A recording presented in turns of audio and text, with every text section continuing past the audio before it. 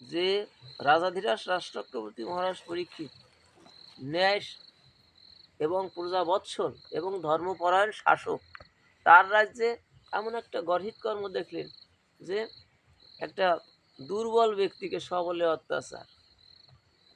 ওখানে দেখলেন একটা এক পায়ের উপর দাঁড়িয়ে আছে একটা শুভ্র বৃষ, আর একটা কৃষা গাভী একেবারে জড়সড় হয়ে আছে, হাড্ডি সার হয়ে গেছে, কিন্তু তারপরও সে আঘাত থেকে মুক্ত পাচ্ছে না।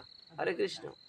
আবার ওই যে এক পাওয়ালা যে বিশ্বটা দাঁড়িয়েছে, মহারাজ পরীক্ষিত চিন্তা করলেন যে কাজটা তো গর্হিত কাজ। তখন ইনি কি করলেন, ওনার ধনুকে বাণ যোজনা করে যখন বাণ নিক্ষেপ করার চেষ্টা করলেন, তখন আত্মপরিচয় দিলেন যে একটু অপেক্ষা করুন, আমাকে বাণ নিক্ষেপ করুন না, আমার পরিচয় দিচ্ছি। বলে তুমি কে? ওই ধূর্ত ব্যক্তি পরিচয় দিলে যে আমি কলি। বলে কলির কাজই তো উল্টো পাল্টা কাজ। হরে কৃষ্ণ। বলে তুমি তুমি কলি?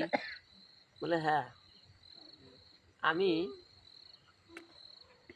আগেই এসেছিলাম কিন্তু আমি নামতে পারি নাই।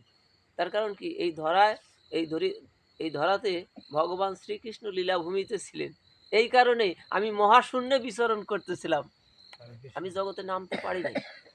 আমি আগেই এসেছি কিন্তু আমার যে তাণ্ডব লীলা, আমার যে কর্মকাণ্ড, এইটা আমি দেখাতে পারি নাই, কারণ আমি এই ধরার মাটিতে অবতরণ করতে পারি নাই। একমাত্র কারণ ছিল যে কৃষ্ণ ভগবান লীলায় আসছে, অর্থাৎ কৃষ্ণ ভগবান যেখানে আছে, কৃষ্ণ যেখানে আছে, আমি সেইখানে থাকতে, আমি সেখানে যেতে পারি না, সেখানে প্রবেশের অধিকার আমার নাই। এই কারণে আমি নেমে আসতে পারি নাই। এখন আমি সুযোগ পেয়েছি, কৃষ্ণ ভগবান লীলা সংবরণ করে সধামে গমন করছে। এখন আমি আমার যে তাণ্ডব লীলাটা আমি দেখাচ্ছি, গর্হিত কাজটা। এখন বলল যে এখন দেখেন, কলি নিজে স্বীকার করলো যে কৃষ্ণ ভগবান যেখানে আছে সেইখানে কলি প্রবেশ করতে পারে না। আচ্ছা, চৈতন্য চরিতামৃতে সেইটা বললো কি, কলিকালে নাম রূপে কৃষ্ণ অবতার। হরে কৃষ্ণ। অর্থাৎ কৃষ্ণ নাম যেখানে আছে, কৃষ্ণ সেখানে আছে। নাম আর নামই হলো অভিন্ন, নাম এবং নামই অভিন্ন। নাম যেখানে আছে, কৃষ্ণ সেখানে আছে। তাহলে বললো যে যেখানে আমি প্রবেশ করতে পারবো না, কোথায়? আমি দুর্বল হলো, যেখানে কৃষ্ণ নাম হয়, হরি নাম হয়, কৃষ্ণ নাম হয়, সেইখানে আমি প্রবেশ করতে পারি না।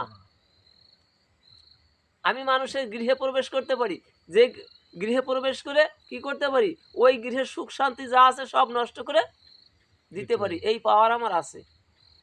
কিন্তু দুর্বল সেইখানে যে গৃহে হরিনাম হয়, কৃষ্ণ নাম হয় সদা সর্বক্ষণ, যে গৃহে প্রতিনিয়ত হরিনামের ঝঙ্কার হয়, কৃষ্ণ নামের ঝঙ্কার হয়, সেই গৃহে আমি প্রবেশ করতে পারি না, আমি ওখানে দুর্বল।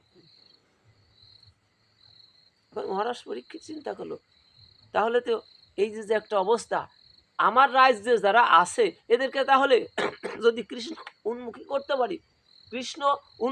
পারি, প্রত্যেক ঘরে ঘরে যদি আমি এই সংবাদটা পৌঁছে দিতে পারি যে এমন কলি আসছে, তার কাজ উল্টো পাল্টা কাজ, যদি তোমরা এই কলির হাত থেকে রক্ষা পেতে চাও, গৃহের সুখ শান্তি রক্ষা করতে চাও, তাহলে তোমরা সকলে কৃষ্ণ ভক্ত হও, হরি নাম করো, কৃষ্ণ নাম করো, কৃষ্ণ সেবা করো, তাহলে দেখবে কলি তোমাদের ঘরে প্রবেশ করতে পারবে না।